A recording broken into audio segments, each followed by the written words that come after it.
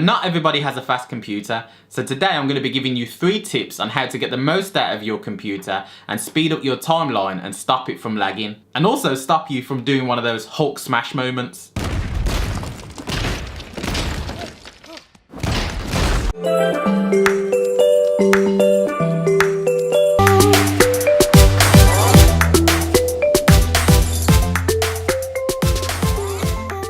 Now, one of the things that I definitely wish I knew in the early days when I started editing was how to speed up your timeline. I was working on a slow computer that didn't have the power to handle the footage that I was actually editing. So what I'd have to do is scrub through it and it would lag and it would literally like trip up, and then next thing you know the program would crash. And it used to do my head in. I never used to understand it until someone showed me these 3 tips, which I'm going to show you now. So hopefully this is going to be useful for you guys. So let's get straight into it. Now, as you can see, I've already got a timeline laid out here. And on this timeline, it's 120 frames per second. It's not a 4K timeline, but it will work exactly the same. Now, the first thing that you want to do is go up to Premiere Pro, go to Preferences, then General, click on General, and then go down to Memory. And this will show you how much installed RAM you've got on your computer. Now, mine's got 16, which is relatively low, especially to handle 4K files. So what I want to do is allocate as much as possible to the Premiere Pro program. Now, this is where it shows you the RAM that's available for this program. Now, I've already optimized this to give the most RAM, but most people, they equally share it between other applications that you're running at the same time and Premiere Pro.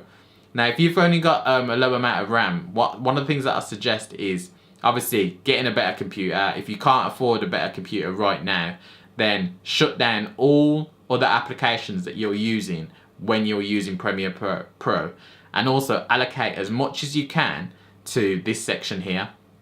And now this is key because this will help your computer to perform to the best ability. And what you also want to do is change this. You want to change it from memory. Most people have got it as default to memory, so change it from memory to performance. And by doing this, you're just making sure that you're getting the most out of your laptop or your computer. And then you hit OK.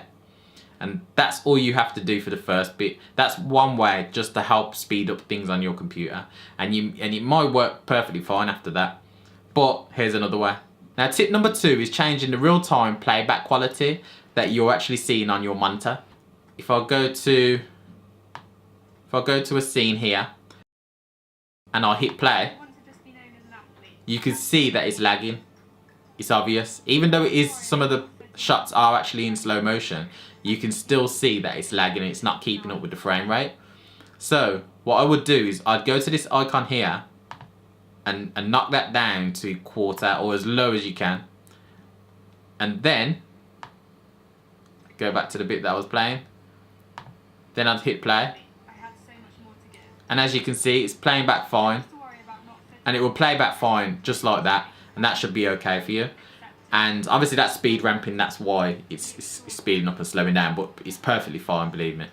So that's another way that you can help speed up your timeline as well. And help your workflow. Now the next tip, after all that, if all that isn't working for you and you still need a little bit of help, something else that you can do is render in and render out. Now, all that is literally doing is, within your timeline, you're going to see, on Premiere Pro, you're going to see colors on here.